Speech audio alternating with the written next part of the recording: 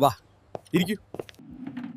എന്താ വിശേഷം? എടാ, ഈ ഇടയ്ക്കായി എല്ലായിടത്തും ഈ ITSAR എന്നൊരു പേര് കേൾക്കുന്നുണ്ടല്ലോ.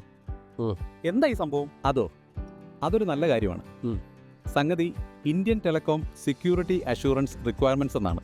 ചുരുക്കി പറഞ്ഞാൽ നമ്മുടെ നാട്ടിലെ ടെലികോം നെറ്റ്വർക്കുകൾ സുരക്ഷിതമാണെന്ന് ഉറപ്പുവരുത്താൻ ഗവൺമെന്റ് കൊണ്ടുവന്ന ഒരു സെക്യൂരിറ്റി സർട്ടിഫിക്കേഷൻ. ഇത്രയ്ക്ക് സെക്യൂരിറ്റിയുടെ ഒക്കെ ആവശ്യമുണ്ടോ? പിന്നെ ഇല്ലാതെ. നമ്മൾ ഇന്ന് ഉപയോഗിക്കുന്ന പേഴ്സണൽ ചാറ്റും ബാങ്കിങ്ങും ഒക്കെ ഇതിലൂടെയാണല്ലോ പോകുന്നത്. അതിന് പുറമെ നമ്മുടെ ഡിഫൻസും മിലിറ്ററിയും ഉൾപ്പെട്ടുള്ള തന്ത്രപ്രധാന മേഖലകളിലെ കമ്മ്യൂണിക്കേഷനും ഇതിലൂടെയാണ് നടക്കുന്നത്. ഒരു ചെറിയ ഡാറ്റ ചോർച്ചയുണ്ടായാൽ പോലും അത് രാജ്യത്തിന്റെ സുരക്ഷയെ ബാധിക്കും. സൈനിക നീക്കങ്ങളോ രഹസ്യങ്ങളോ ശത്രുക്കളുടെ കയ്യിൽ കിട്ടിയാൽ പണി പാളും.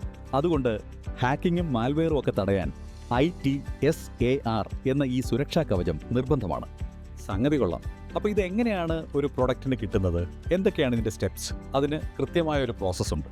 ആദ്യം ഈ കമ്പനികൾ അവരുടെ എക്യുപ്മെന്റ് ടെസ്റ്റ് ചെയ്യാൻ അപേക്ഷ കൊടുക്കണം. കൂടാതെ അവരിതിൻ്റെ സോഴ്സ് കോഡും പിന്നെ ഫെയിംവെയറും ഒക്കെ വിശദമായി ചെക്ക് ചെയ്യും.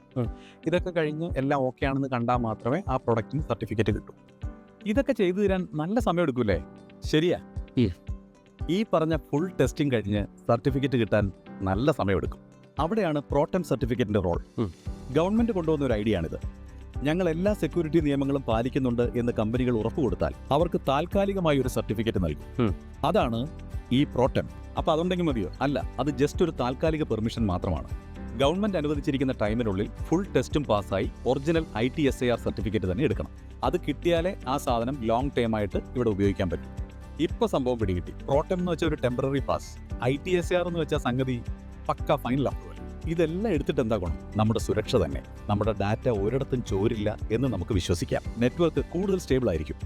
മൊത്തത്തിൽ പറഞ്ഞാൽ ഒരു സമാധാനത്തോടെ ഇന്റർനെറ്റും ഫോണും ഒക്കെ ഉപയോഗിക്കാം. ഇപ്പൊ സംഭവം ക്ലിയർ ആയി. വെറുതെ ഒരു സർട്ടിഫിക്കറ്റ് മാത്രമല്ല, നമ്മുടെ ഡിജിറ്റൽ ലോകത്തെ സംരക്ഷിക്കുന്ന ഒരു ഷീൽഡ് തന്നെയാണല്ലോ ഇത്. അതേടാ, അതാണ് പോയിന്റ്.